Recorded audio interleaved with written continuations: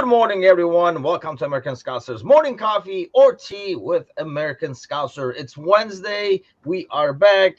I have the coffee going with World's Greatest Dad because it's Wednesday. We have the close second over here in Gordo joining us. Gordon, what's happening, man? Not much. I keep telling you, I'm not. I don't think I'm close second. I'm just in second place. It's Well, like John might take you over. And John is with us on a Wednesday this time. John, what's happening, man? Well, just water for me. I'm having a headache. Coffee and my headache do not mix well. So, right. Yeah. But just water for me. I'm good. How are Lack you guys? of headache and coffee mix well, but I'll have to admit that sometimes lack of coffee creates a headache for me too. I think it's more, honestly, I think it's more in my head than anything else. I can just drink coffee and go to sleep. I don't think caffeine does anything. It's all like mental. So going back to this thing, by the way, the World's Greatest Dad thing. Yesterday was kind of sad. It was like Layla's last like official game.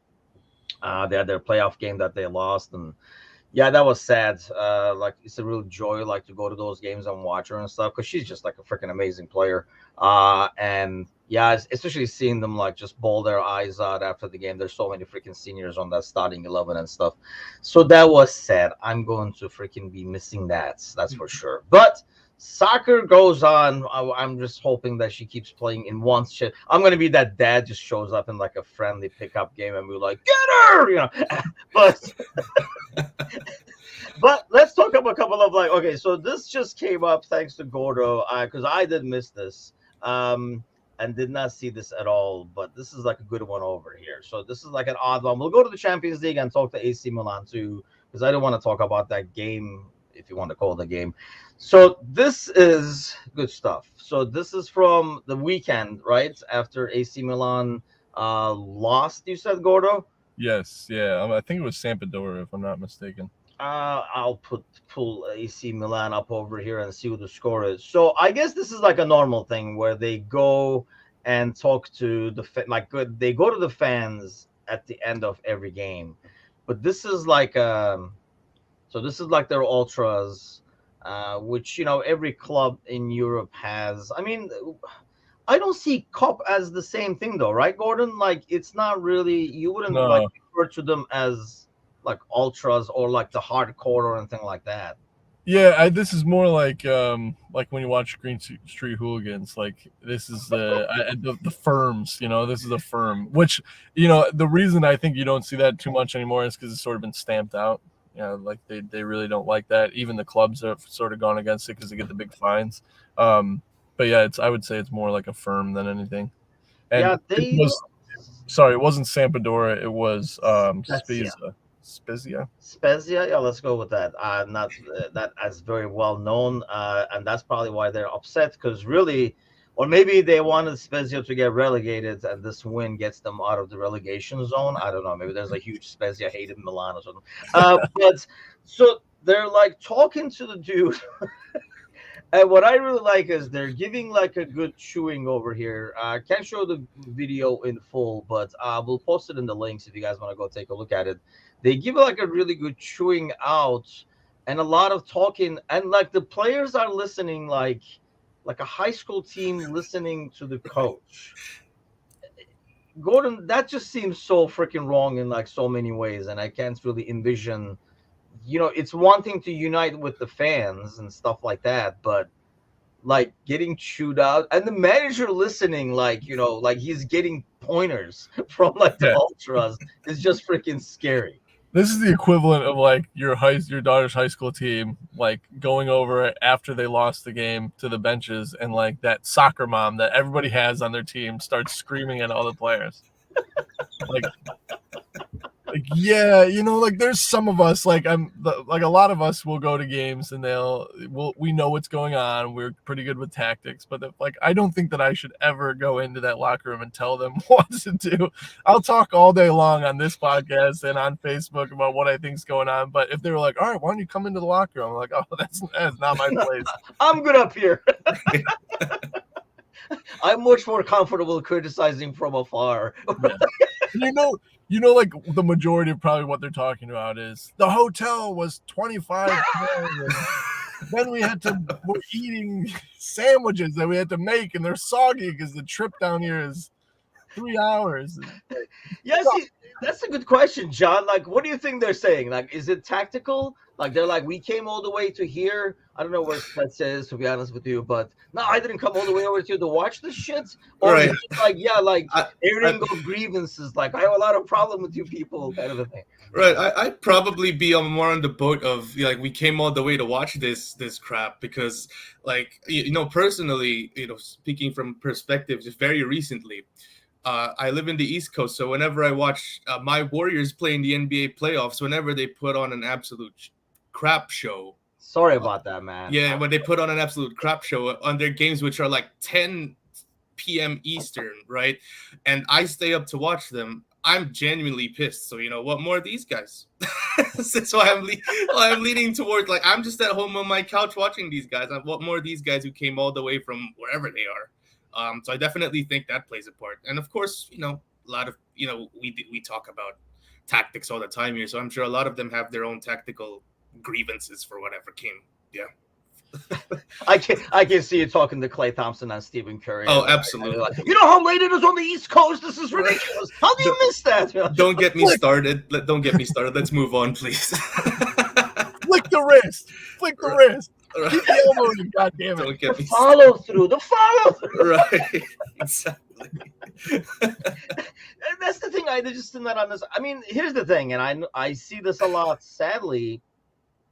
You see this a lot in the Italian league, but I think you also see it's like I know you were saying, Gordon, that they're kind of like trying to get this out, but I know in a lot of clubs they really can't because the president really needs these guys, and if they turn on the president, which I see like in my hometown club like Fenerbahce now, it's a huge battle for the team and everything like that. So these guys usually. And the problem is these guys usually have some perks. They get first dibs at tickets. They get this kind of tickets. They get free tickets. They get given the bus ride to these places and stuff like that. And when the president kind of like tries to turn away from it, they're kind of like a pretty powerful voice, clearly, since they're like freaking lecturing after the game, that they can make things uncomfortable. So this almost looks like they have to do this. Like the manager is like, I wish I could just punch him in the throat, but I got to stand here and listen.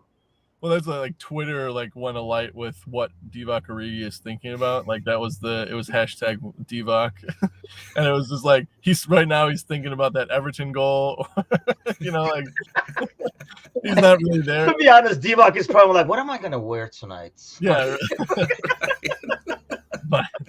But no, I do think it's an obligation, and you're absolutely right in the fact that like it's bred into the fabric of the team and the city.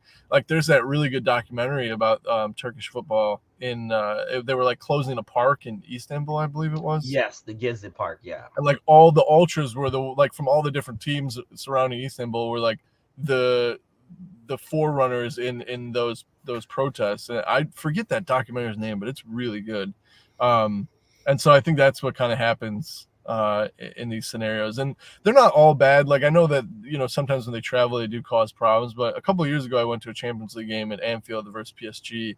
And the Ultras, at the end of the game, the Liverpool fans applauded the Ultras from PSG because they were just so loud all game long.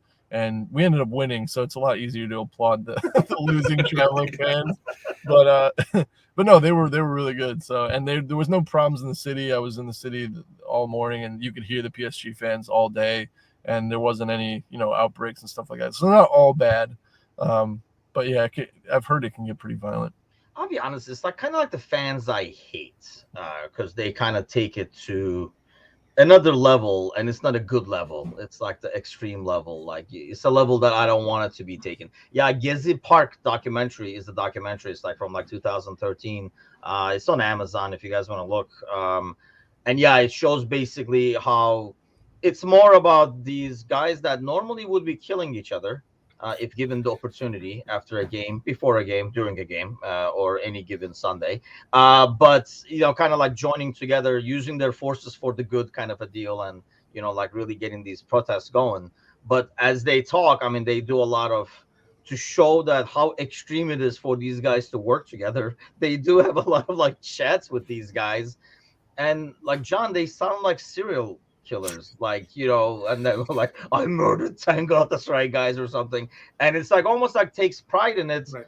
And to me, it's like the worst part of soccer. When you talk to somebody over here in the U.S. about soccer, that's the fan because they envision overall when it comes to soccer. Like, why are soccer fans so crazy?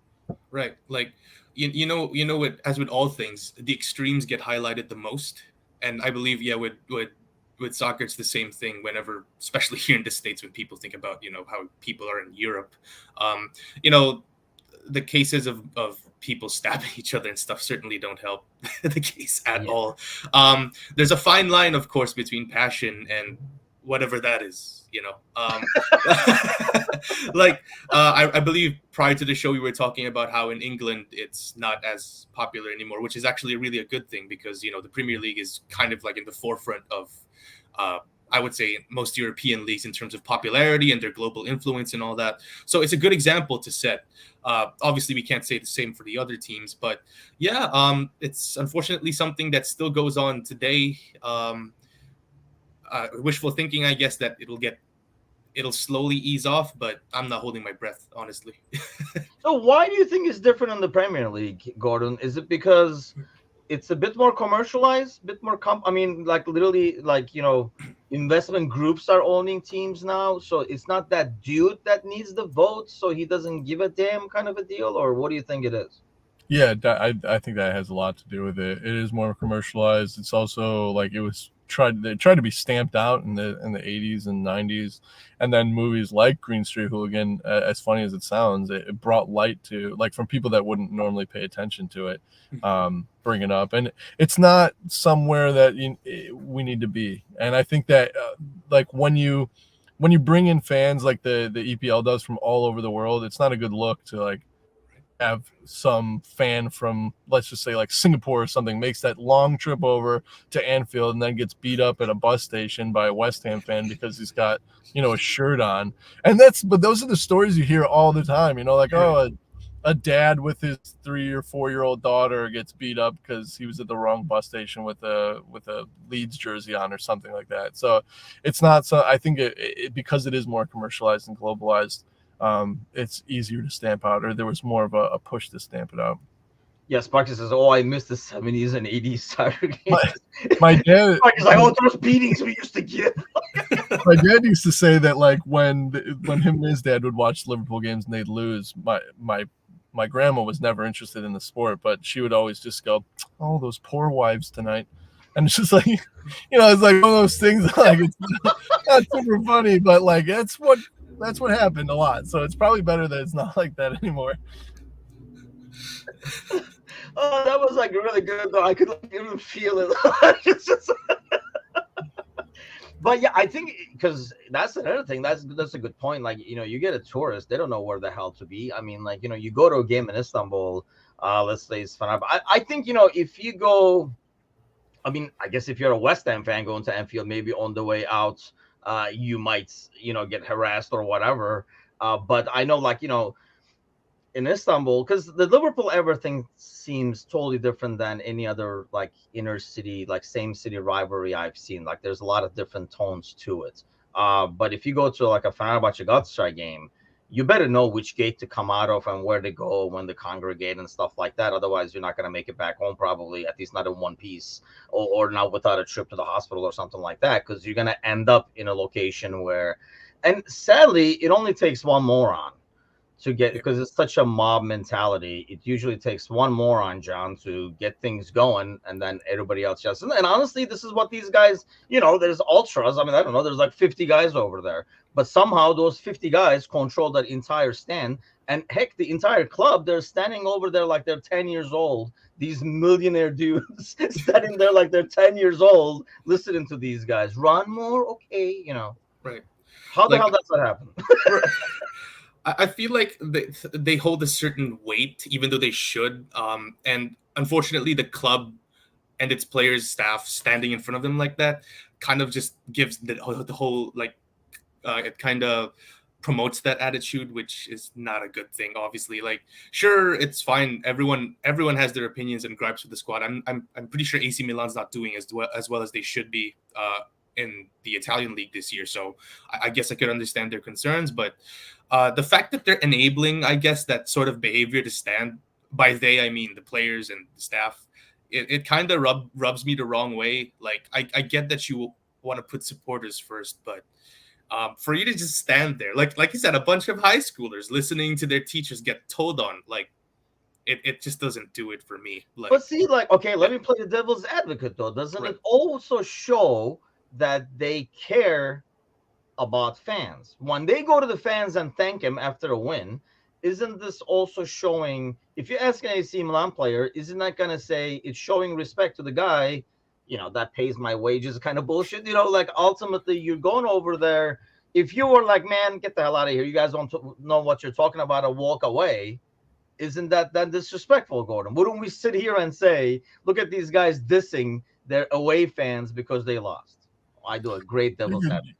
You could do what they always do and just hide behind safety of the players. We don't want to go over there because somebody might throw something at one of our players that we pay, $200,000 a week. So let's not do that. But is it more respect, or is it more like, if we don't go over there, then they're going to tear this poor stadium apart? Right. Yeah. There's going to be fights and riots and cars flipped over, and let's just go over and give them 10 minutes and let everybody else clear out of the stadium. I mean, it could be too, because I know, like, is this like that in England now too? Like, I think it is actually, like, the away fans have to wait before they leave, right? And isn't that odd by itself? This is a soccer thing, by the way. I don't think it happens over here. Like, the away fans have to wait so it clears. So the dudes are waiting there anyway. This is almost like a post-match entertainment. The players are coming over there to, like, and now the manager will juggle for you. Ryan says, I once beat up a dude for wearing a Dave Matthews Band shirt. Man, the dark side of our listeners are coming out. I waited for him in the parking lot. After giving him a good talking to, like, this is not music. You don't know what you're listening to. We hate Dave Matthews too in Chicago. They were the band that dumped all the shit into the river onto the ferry, the tour, the river tour. I'm almost positive it was Dave Matthews Band. What did they do? Okay, I don't know the story. So there was I'm forgive me if I'm wrong, but there was a tour bus, and I'm almost positive it was Dave Matthews that dumped their tour bus waste into the Chicago River as one of those riverboat tours were passing under, and everyone just was covered in Dave Matthews shit. Yes. Yeah. So we hate him too. Tour bus dumped 800 pounds of poop. So I have never heard this. Is last year? No, I think it was a couple years ago. So we don't like him in Chicago either. Oh, it says 18 years. On Monday, it will be 18 years since the group of passengers on a river cruise were covered in feces by the Dave Matthews Band tour bus. Man, I was almost born then. Yeah, so this was like 2014. This happened in 2004. I'm assuming. I was here, but I still don't remember. Were you alive, John? Barely alive? Well, I was 8 years old, kind of revealing my age a little bit, but I was 8 years old. Okay, honestly, I thought you were a lot younger. I thought you were just pooping your pants at the time. That young. You were like, so what's the big deal? Like,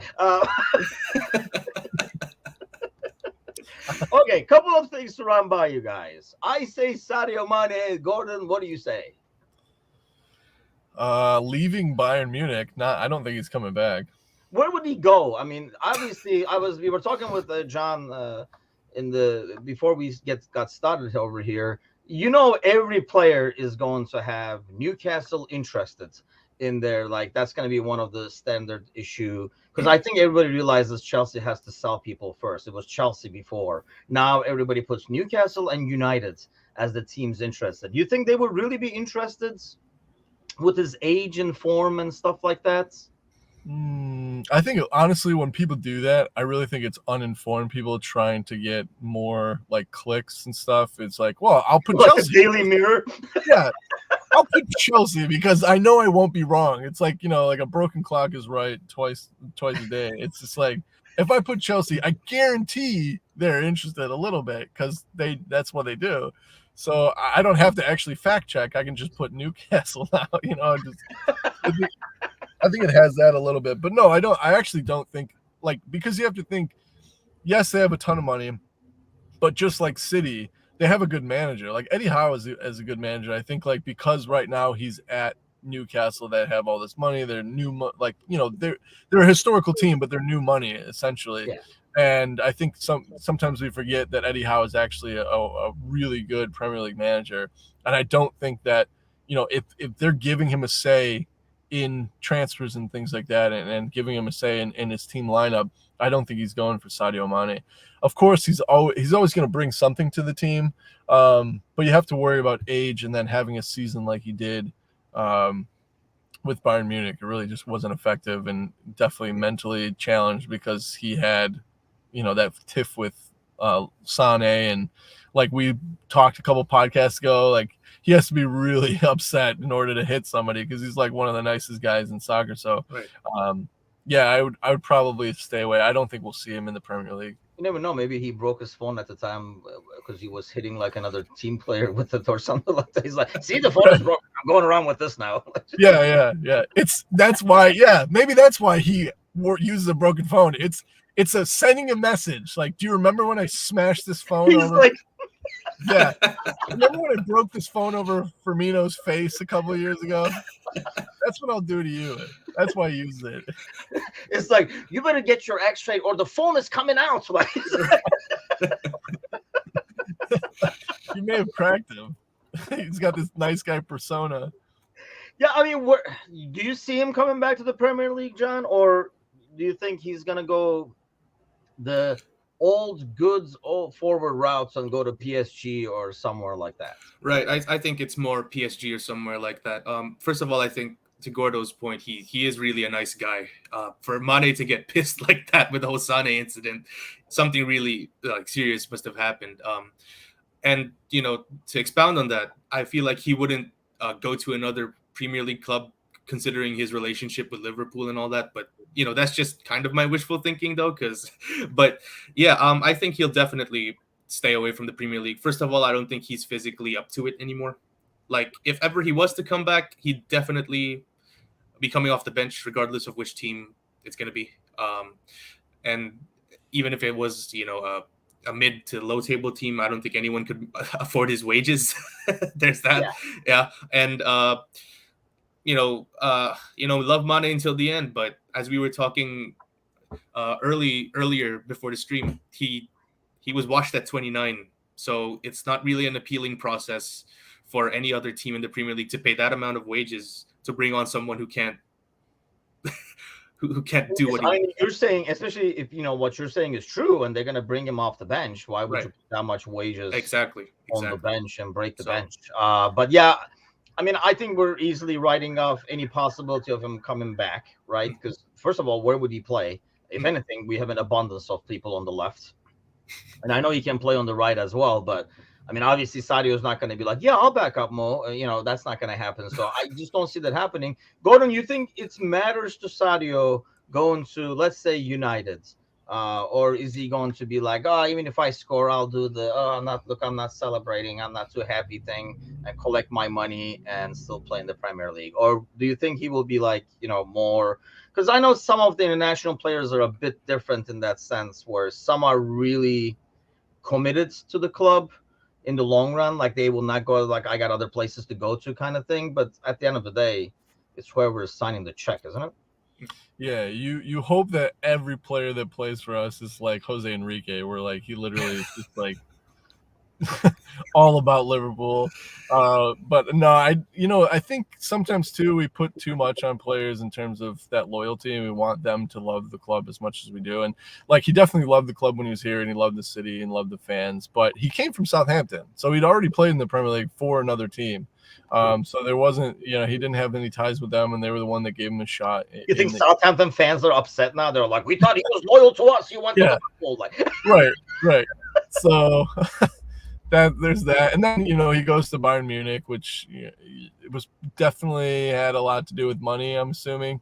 So I don't think I think the paycheck at this point, and because of his age, he knows. If Manchester United are going to give you a shot and they're telling you that you'll be in the starting lineup in the Premier League, and you're what is he, 31? 30? He just turned 31. Oh, so he's still got some time. So I mean, he's a winger. Yeah, so he's definitely on the decline of his career. He's not, at the peak, but he's still up there. He's still probably got 1 or 2 more seasons that he can provide some team with something for. And if Manchester United come knocking and they say, hey, we want you in the starting lineup, like, why wouldn't he take it? So it would suck, but I mean, I don't think players are as loyal sometimes as we wish they were. Yeah, I mean, and honestly, I worked with the same company for 20 years or something like that before I started my own business, blah blah blah. I couldn't freaking care less where I'm going to shop. Now I'm not going to be like, I only shop there because it's just like, right. I mean, at the time, yeah, but and that's because you didn't want to be seen as a competitor more than anything else. But yeah, I hear what you're saying there. The thing with me, John, was when we were talking about at the time with like Sadio or Mo and stuff like that, I always felt like that Sadio is a player who relies a lot on his agility and like change of direction and stuff like that. So as they got older, I always felt like because he can create as well, and we see like his numbers in the assist and stuff, if we had to pick one, I always voted for Mo because I felt as he gets older, he'll still have a lot of value because he can create and he can do a lot of other things. Whereas as you take that pace and agility away from Mane with age, he gets less and less of a player. Right. So Mane plays for the money. I think they all do ultimately, but that's a different story. Right. I think the whole pace thing with Mane about how reliant he is on his physical gifts kind of reared its head on the season where we didn't have any center backs. I believe that was 2021. I believe he went through multiple phases of COVID, and it looks like he didn't come out the same player afterwards, unfortunately. And that coincided with him being moved to the 9 position, to the false 9 position in our system, which didn't require him to be as reliant on those physical gifts. There's a reason why we were so good last year with him there, because we didn't need him to burst past players anymore, which clearly he can't do all the time.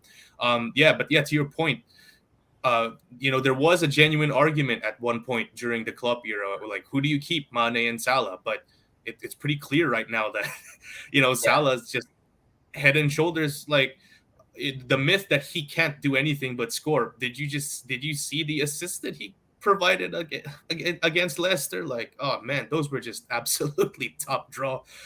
And yeah, it's safe to say we made the right choice there. Absolutely. Yeah. Mind you, like, he had a hat trick of assists, but is that last one really an assist, Gordon? I mean, and he couldn't could I not get a toddler to do that ultimately? Take it. It has to be. Well, here's the funny thing, which a lot of people are arguing about. So with that, they call it a free kick goal. It's a set piece goal. Trent Alexander-Arnold now is the second most free kick goals in Premier League history, and he's only 24 years old, which is crazy. But most people are saying, well, that's not a free kick because somebody touched it before he kicked. It wasn't a dead ball, which, if you're gonna nitpick, it wasn't a dead ball, and therefore it is definitely an assist from Salah. So yeah, that's a good point, because they do a lot of like one passes, the other one stops it, so that you kind of like shift the whole thing and make the wall a bit more obsolete and stuff like that. And if executed well, it works great. Right. I mean, Klopp was talking about that. This kept working, but I remember one hit Hendo. Because he was like in the vicinity. I can't remember who the other one was. We kept blocking it ourselves. It worked every time, but we just kept blocking it ourselves. But yeah, I wonder how they like specify who's won. Prowse, I assume. That's a good question. That I don't know. It was a Liverpool post. So I have to pull that one up. Sparky says the players who play for the club as well as money embrace the local culture and people. Money not in that group of players. That's fair, but I think the language thing makes that really, really difficult. to be fair. And if you notice, Sadio didn't have really as many people to connect to culturally as well. I mean, yeah, you make this international pot, but within the international pot, there are people who are closer to you. Either they speak the same language or they eat the same stuff or whatever. And yeah, it's cool to talk to somebody totally from a different culture and be like, oh, really? That's what you eat? We eat this, we do this, blah, blah, blah. But then at the end of the day, you need some people to connect. I think it's not fair to, I don't know, give me a foreign player in the current squad. Like, would be considered Mo to embrace the local culture and people? Only to an extent, I believe. I mean, I think they've all shown love and respect to the fans. Yes. I don't Bobby. I don't see that. Like, do you guys see Bobby like, oh, he's a real scout now? Not really. I mean, I feel like that especially that Brazilian gang, like they're always together, and you even see them in the celebrations. You see in the post matches, because the cultural, like a common thing. Not to mention these guys go together to the international games and stuff like that. I think it's one thing to respect the fan base and understand the city, or more like how important the club is to the city and stuff like that. But I feel like it's like really, really hard to have a player, especially when they're international, like connect with the city culturally. So Z says Salah has helped Liverpool as a city overcome Islamophobia. Would you agree, Gordon? You have more ties to the city than any of us. Yeah, definitely. I mean, they had this song that wasn't it mosques and stuff? There was an article or BBC like news break where they were interviewing some goers of the mosque, and they were talking about, it's a lot more open and people are more curious, and people have even come in for a ceremony or mass. I'm not entirely sure what they call it, but yeah, I think it definitely has helped. And you can look at a lot of like I wouldn't call them terrorist attack, but like vandalism for mosques and stuff around the UK. It's much lower in Liverpool than it is anywhere else. So that definitely helps. Well, let me ask this then, as a follow-up. When Mo leaves, do we sadly go back? You'd hope no, because Mo's been around. What is it? This is 6 years now that he's there. So there's like a whole there's a whole generation of fans now that that have grown up with Mo there and Sadio there, and you'd hope that they carry that on to the next generation of fans, and it just becomes commonplace. Like, it's normal. That's normal. We don't have to go back. I don't think it's like, I'm not going to vandalize this place because Mo Salah plays for Liverpool. I think it's more of a, I sort of understand the religion now, so I don't have to do those stupid things, or at least I accept the religion, and like, wow, somebody that is Islamic or Muslim they're not as different as they thought they were. They can, I think it's more of just a perception thing than like, we got to hold on to do this graffiti until Mo leaves. Yeah, I think it's like the misperception originally that you're from a different religion, so you must be all different. And if you're only I think it's basically your exposure to that religion. If your only exposure to that religion before was, I don't know, like seeing some terrorist attack on the news, and that's how you formed your misperception, then you see a dude, you're like, oh, okay, so they're not, every Muslim is not like that. Got it. Okay. Got it. Right. But I mean, I don't know, like, does it really take a side? It's sad, but it's sad. And I do agree. It has definitely helped, but it's just sad that, you're like, he scores goals. He's Muslim. So maybe he's normal. Like, maybe we should not hate on him. Yeah. Right. Yeah. It takes an absolute freak of athletic nature to be like, oh, Muslims. Okay. They're like us. Yeah, they score goals. They're like us. Yeah, right. It's sad. But I mean, I do agree. I did not know, for example, though. See, this is what I mean. Probably this is why it makes a difference. I was not. Is Konate Muslim? Mm-hmm. I assume since Sir Z mentions it, I was not aware of it. That's one thing. Like, with Mo, he is like very.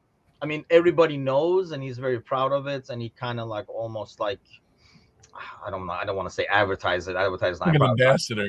Right. Like he kind of like takes on that role really well, and definitely has been good in that sense. But Yeah, I don't know. It just sometimes like Sparky was saying, like they're socializing in terms of like being happy to chat and stuff. I don't know. I felt like that's one thing I really liked about that squad. And obviously we're going through like a huge change now, and we'll see as new people come in. But I think we pick him accordingly. It was like a really, really likable squad that interacted well with the fans, respected the fans. And let's face it, winning obviously helps that a lot. It's a lot easier when you're not on the sideline getting lectured by fans about like where to run and all that kind of stuff. Okay, quick prediction time before we head out over here. I don't know if anybody else suffered the Milan game like I did yesterday. I was working along to it at least, but yikes, Batman, that was a painful watch. And AC Milan, it looked like Inter was trying to mount a comeback more than AC Milan trying to mount a comeback, and they kind of like made easy work of AC, to be honest. Today's game, Real City, is basically winner takes it all. Gordo, who takes it all? I think City are going to the Champions League final. It's at home. The way that they played against Real Madrid, I think when Real Madrid scored that first goal, and you're just thinking like that was a real hit from Vinny, and they're at home, and you're like, oh, Real Madrid's going to make short work of them. And they'll fall just like everyone else has fallen to Real Madrid. They're just a different team. They've got all these gears. And then they stuck in it, and they stayed in it, and KDB scores a good goal, and it ends 1-1. I think that really shocked me, honestly. And I was like, oh, maybe they do have a chance to go. So I think they go to the final. Sparky says, hope Real win. I think I'm there. Yeah, I think I have to agree. Do we want City to win and get it done and over with, and they go away for good? That they're like mission accomplished, and Pep just like rides the horse into the sunsets, and we're done with it. John, what's your prediction for that one? I'm still holding hope that Real conjures up some absolute voodoo magic like they always do. It seems like the odds are stacked against them. Like to Gordo's point, City held out well, managed to respond really well. I was on the same boat.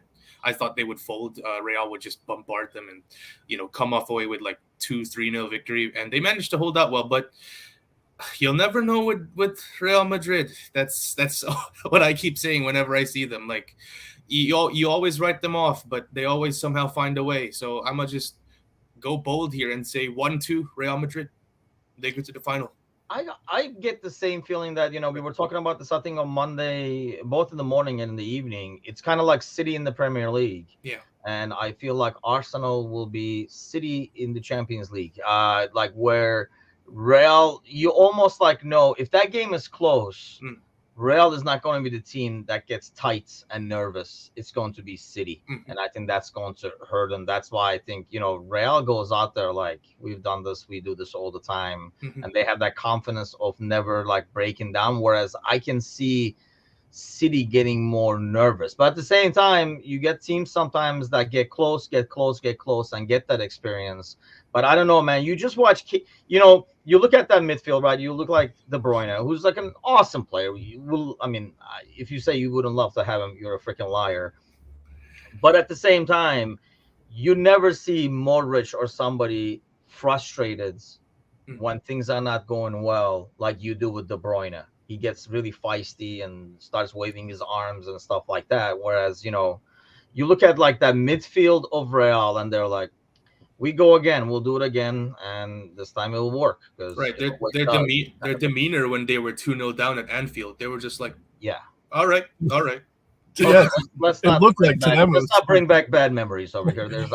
I have not spiked this coffee. So continue the prediction route. Newcastle, Brighton. Does Brighton get something out of Newcastle? Gordo. I'm going to say yes. They looked really good against Arsenal, and Newcastle's been struggling the last couple of weeks. I mean, they went behind. They could have went behind 2-0 to Leeds. Thanks to Bamford, they stayed 1-0. They fought back, but then they were penned back again. Even with the red, I know the red card came very late, but Leeds were kind of against the wall, and Newcastle couldn't find anything. And I think that Brighton are still. I think they're a better team than Newcastle at this point of the season. So I'm going to say that they do get points.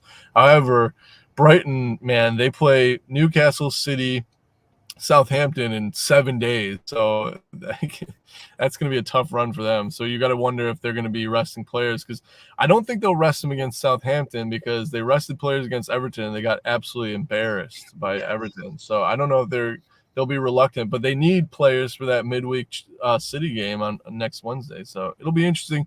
It'll depend on the lineup, I guess. If Brighton go full out, then I think they beat Newcastle. I think they're gonna know that City is playing Real only a day before, in like a not only physically but mentally exhausting game. So let's hope they go all out against Newcastle. I have money on them too, that they'll do something. John, what do you think? Does Brighton steal something away from? Oh, absolutely. I think they do. First of all, Kazi over there really got me into his corner on Liverpool, 64%, 70% now, I believe, making the top four. All for the hype, bro. Like I was at 50, but I really am on this train, and it would be devastating if they don't make it. So I really hope that Brighton. I really hope that Brighton. That's why I have you on Wednesday now with Gordon over here. A bit more common sense overall. I'm not common sense. Normally, I answer questions with yes and no. So yeah, Gordon usually says all of the above. Yeah. Cersei is still at 99%. I don't know what the hell you guys have first thing in the morning, but I want some of it. Okay, on the way out, the last one. We'll talk a lot about it, I'm sure, Friday morning. I'm sure Kazi will have us winning 6-0 or something against Villa. But score prediction against Villa. John, let's start with you on this one. 2-0, a comfortable 2-0 win. I think we get an early goal. We control the game like we did against Leicester. I think it's at Anfield, final game of the season. We'll be pumped. Bobby's last game, of course. I have him as the second scorer. So I have him coming off the bench scoring. It's very cinema-like, but forgive me, please. Yeah, that is a nice little fairy tale. Okay, Sparky is 1-1. Yeah. I don't know what happened that we lost a goal from Monday, Sparky, because I could have sworn on Monday the prediction was 2-1, and now we're back to 1-1. But we'll find out the final prediction on Friday. Gordo, what do you have? He's just hyping himself up. So I think we will. When we win, he's like, I thought it was gonna be 1-1. Yeah, it feels better.